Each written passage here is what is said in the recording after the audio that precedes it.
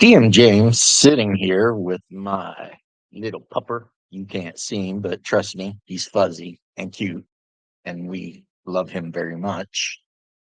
And I think what I wanted to talk about right now is basically I want to do a quick video on how I do forests. Now, in the past, I'd done a video complete with charts and everything, but this time I'm just going to have to describe it, right?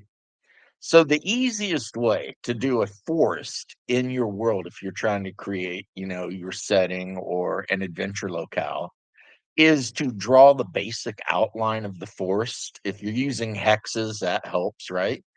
But then draw pathways through the forest, whether you want to count them as like animal trails or actual trails through the forest, whatever, right? And then along these pathways that you draw through the forest, put your encounter locations that, like the places you're planning. Like, okay, there's a hollow tree in this area and a bunch of witches live here, right? Or this whole area right here is completely overrun by giant spiders and spiderkin or whatever, right? And then what you've created really is a dungeon. Except you've created a dungeon where the players can walk down the path at a reasonable rate, maybe even depending on the path, their normal rate of speed, or they can cut through the forest, but doing so accrues a chance of one, getting lost in the forest, and two, it slows down movement. And the third thing being there can be all kinds of environmental and monstrous hazards in the actual forest part. So if you start cutting through this deep, dark forest hill area, and there's no path, and you're just trying to get through it through all the thorny underbrush and stuff, and you accidentally trip off a 20-foot cliff, and somebody breaks a leg or something. Well, that sucks, right? That sucks pretty bad.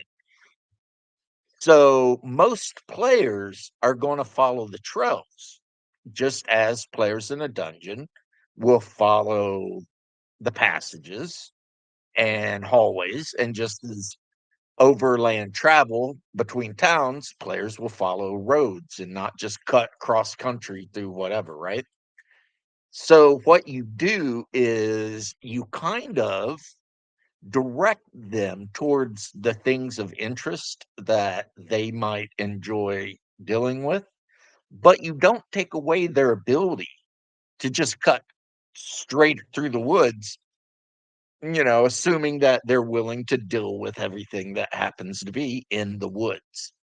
So that's how I do my forests.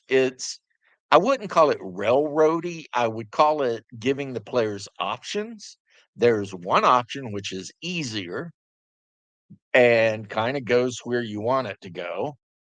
And then there's the other option, which is harder, but could still get them where you want them to go, just with a lot more issues and chances of harm.